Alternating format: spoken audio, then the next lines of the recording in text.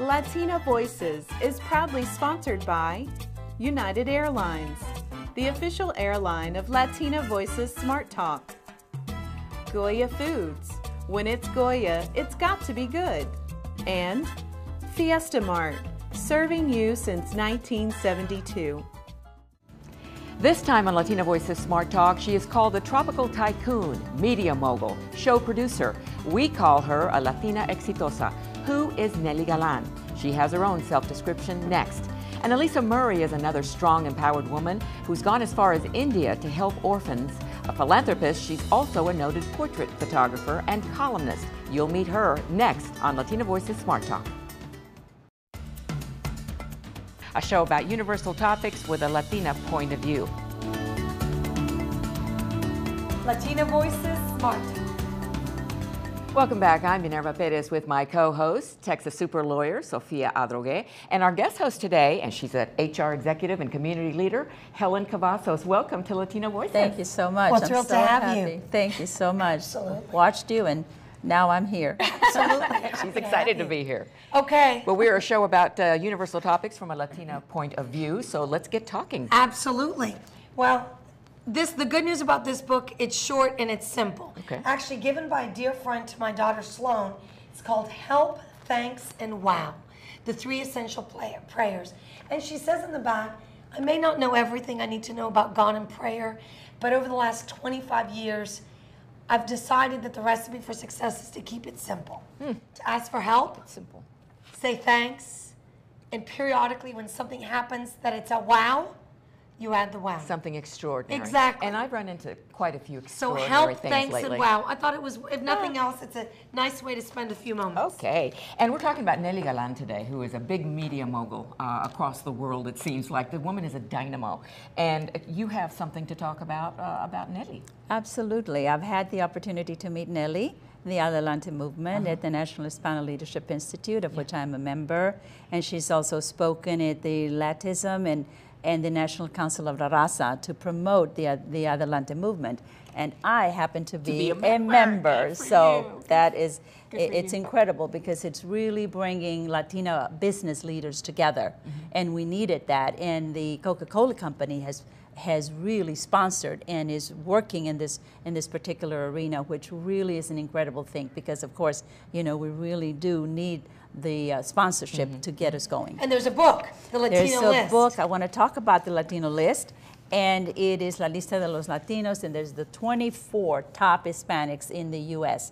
And this won't be the last, I can tell you that. And Nelly's in it, right? Nelly Well, the is in beautiful it. part is just looking at the front and back. Minerva, we have interviewed A lot of these A people. lot of these people. Yeah. Isn't that a terrific thing? is. Good That to know. really Thank is. you for sharing that. Thank you. Absolutely, absolutely. Well, Latina Voices Smart Smart Talk will continue. right We'll be after right back.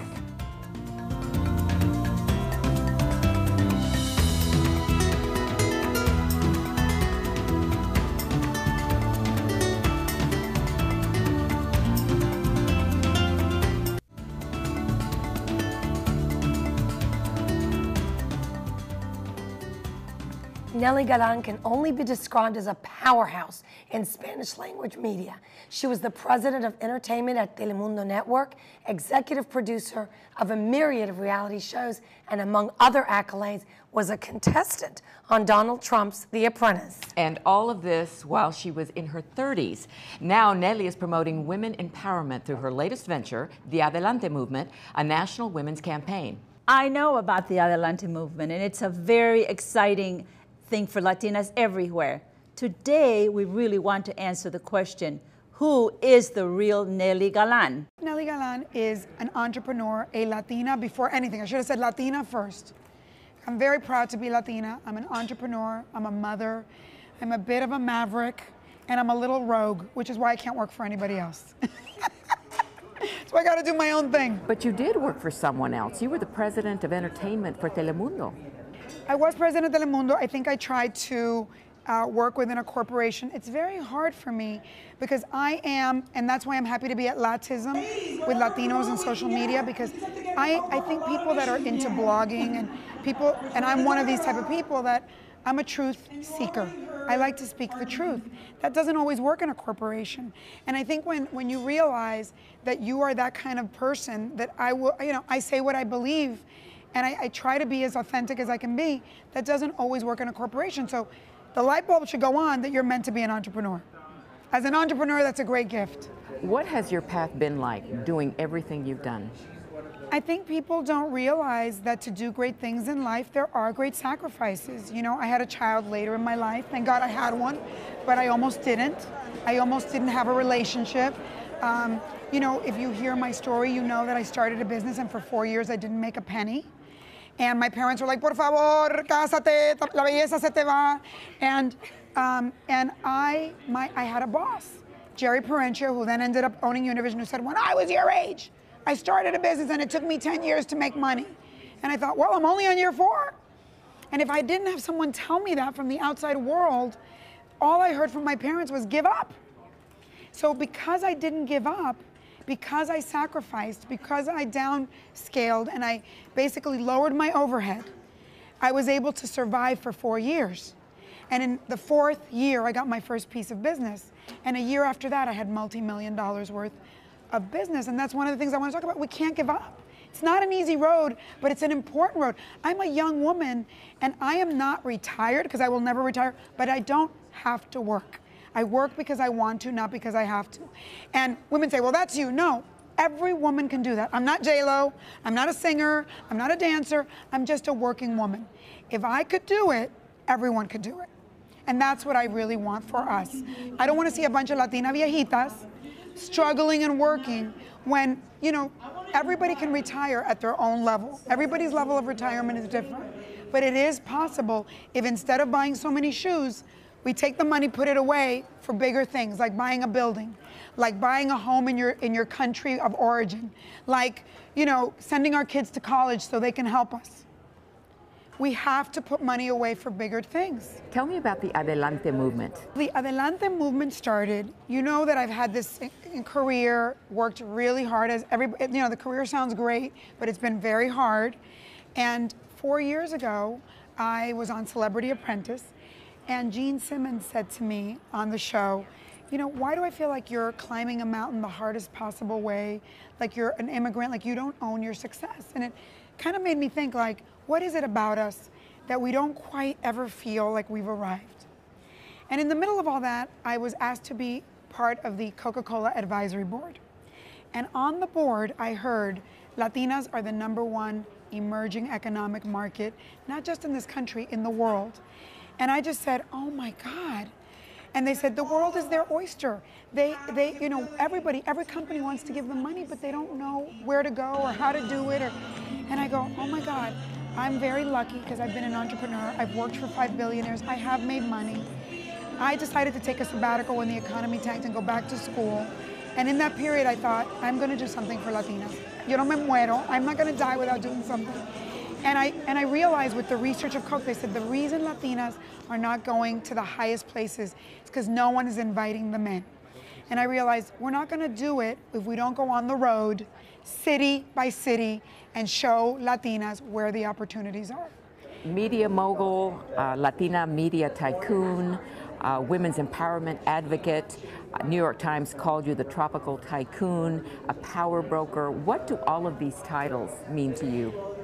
You know, they're important. I think that it would be a lie to say they're not important, more than anything because Latinas need to hear that other Latinas have done things. And I think one of the things that you're going to hear today too is, I really believe if we don't promote each other, you're going to see how I elevate my other Latinas here. Because we don't promote each other. It's like we have women that are extraordinary in our community, and instead we kind of don't even know they exist. We don't tell our children about them. Our children should know who every Latina and every Latino that have done anything in our market, who they are. And I think we should exagerar who we are. I mean, let's stop being so humble. I think we should elevate each other to the highest place to the rest of the world. We're tontas if we don't do that, because we're all we've got. We're all we've got. If we don't help each other, who the hell is going to help us? You created the show The Swan, Father Albert. Were there personal issues that moved you to make these shows? I'm so glad you asked me that, because I create shows from my pain. I believe, and I'm going to talk about this today, I believe that, and Sandra is really good at this too, you're not a great writer if you don't go deeply into your pain. If you were molested, if you're an immigrant, if something bad happened to you, you can't run away from that. You have to own it and use it to help other people and to make money. Okay? Because that's your unique life story that you can monetize. Okay? For me, all the shows I do, you know, Father Albert, I went to all-girl Catholic school, and you'll hear all the issues I had with Catholic school. So I work through my issues in my TV shows. And I make money. I did a show called The Swan because I was a single mom. I had had a baby. I felt like the pits. I felt like, man, I need therapy and a boob lift. And I did a TV show that's made millions of dollars. So I say, don't run away from your pain. Own it. Have that be your badge of honor and make money from it. How much higher can Nelly Galan go? Much higher. I think, you know, I say, and you'll see in one of my tapes, I say, you know, my dreams for my life were not as big as the dreams that came through for me. So I really have accomplished a lot of my dreams. And I think that's why I needed to restart, go back to school, and think, has what's gotten me here still my dream? And I've rebooted. I have a whole new dream for the last part of my life. I'm not gonna be a viejita sitting home watching novelas, I'll tell you that. So, you know, first I wanna really help Latinas and women, and then I'm thinking much bigger about what's the next mission for my life, and I'm in process right now. But you can guarantee that I'm gonna be, God willing, an 80-year-old that I might climb Mount Kilimanjaro, who the heck knows? I love that lady that swam to Cuba. I'm like, I love that woman. I don't think we should be viejitas. We're too great to minimize ourselves as we get older. I am happier as I get older. Not so much visually, but wisdom-wise, yes. Wisdom-wise, it's incredible to be realizada and to be actualized. And you do that by having your own money, your own house, your own car, pay everything off. That is happiness. Owning your own happiness. What a finish, ladies. Well, there's more Latina Voices right after this.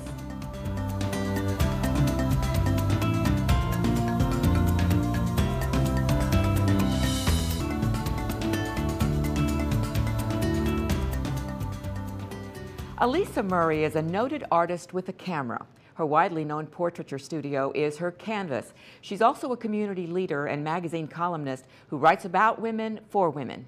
Alisa is also a philanthropist, currently focused on children and orphanages in India, among other amazing projects. She recently traveled there and returned with stories not only of human suffering, but also of hope and inspiration for all of us. Please welcome Alisa Murray to Latina Voices Smart Talk Studios. Welcome. Let's get to how you help the community at large. Well, I have several different projects that I have been working on over the past 10 years. I have what I call my art and medicine projects. And much of that deals with the way that we can give back as an artist to the community through photography, through philanthropy, and the marriage of both of those, to be able to utilize my work as an artist and make a product or make something that would make a difference and give an organization an opportunity to have a fundraiser.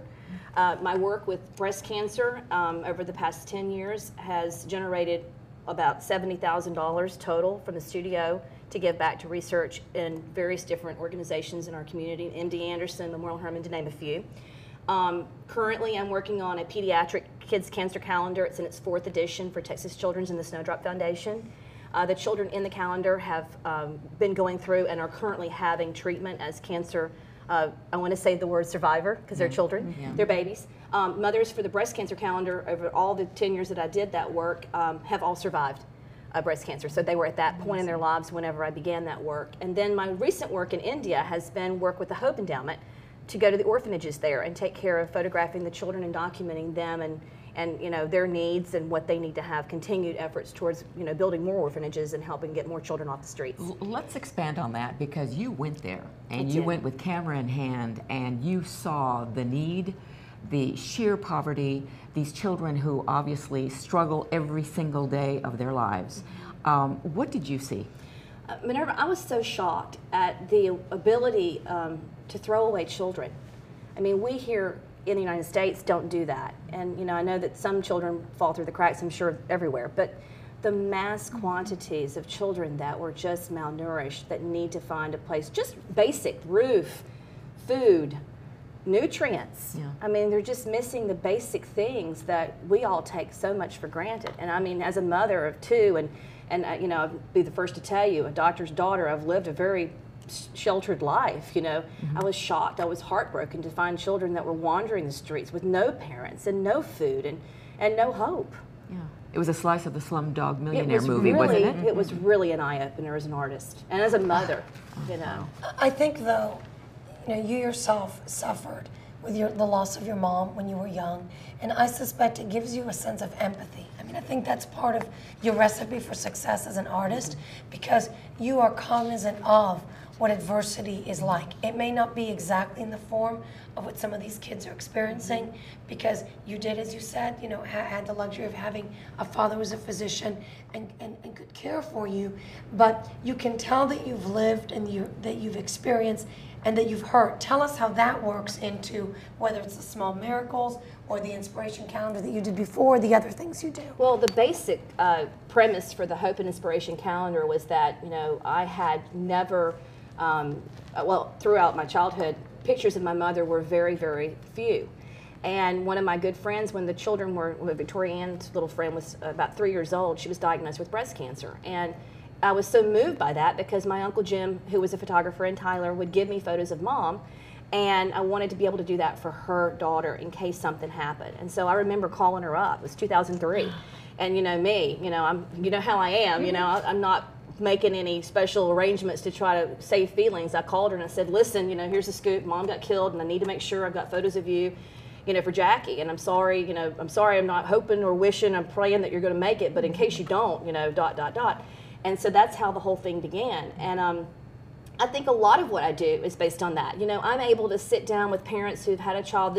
This child that's on the cover of this particular cancer calendar passed away. And, you know, he was really good friends with my son, James Edward. And he came to play with us after he'd have treatment. And he would, you know, come in from Louisiana. And when I explained to James Edward, I was really worried because Jamesy was 8 when Patrick passed away, and I was 8 when Mother was killed.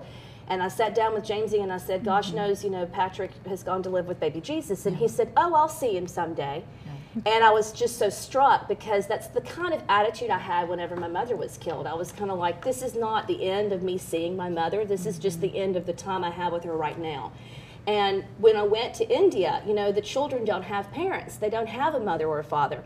And they do have within the orphanage people who love them and care for them. I mean, the children that are there at that orphanage are very, very well loved. And they were smiling at me, they were dancing for me, they had made a performance for me when I got there. I felt like a queen, it was so fabulous.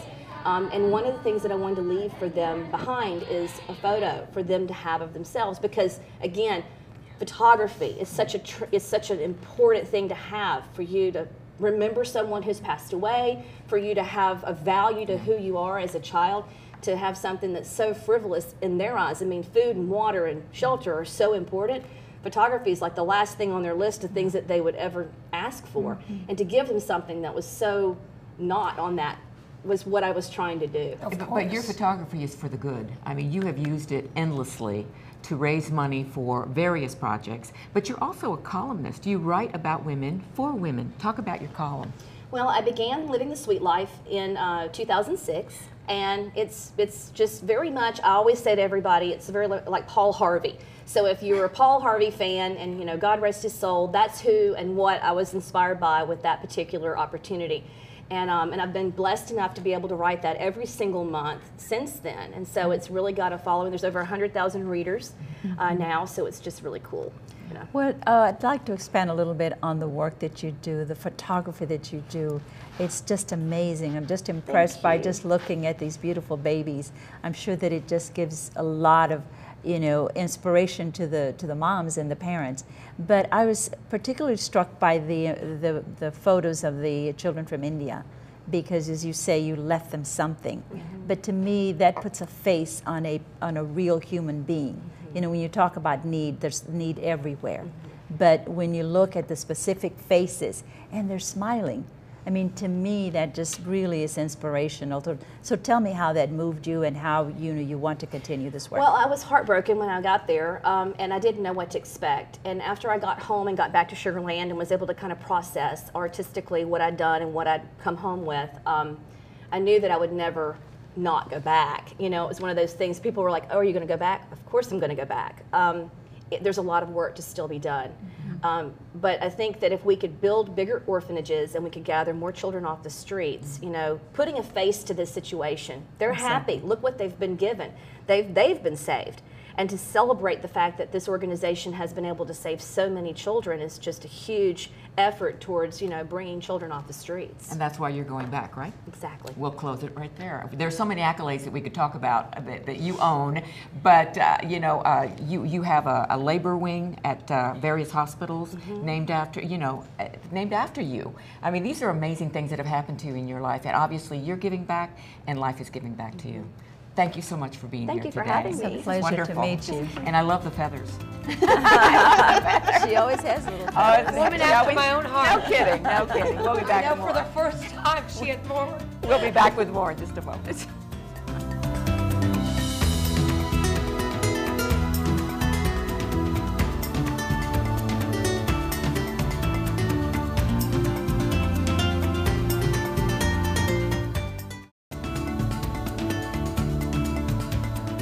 We'd like to thank you for joining us on Latina Voices. We'll be back next time with more interesting topics that matter to all of us. For Latina Voices Smart Talk, I'm Minerva Perez. Don't forget to join us on Facebook.com/Latina Voices and LatinaVoices.com. Until next time, stay smart.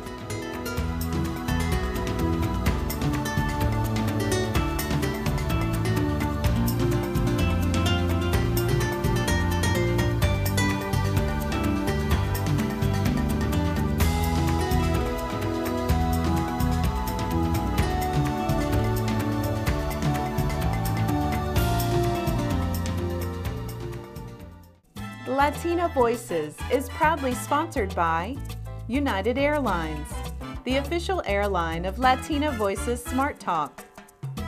Goya Foods. When it's Goya, it's got to be good. And Fiesta Mart, serving you since 1972.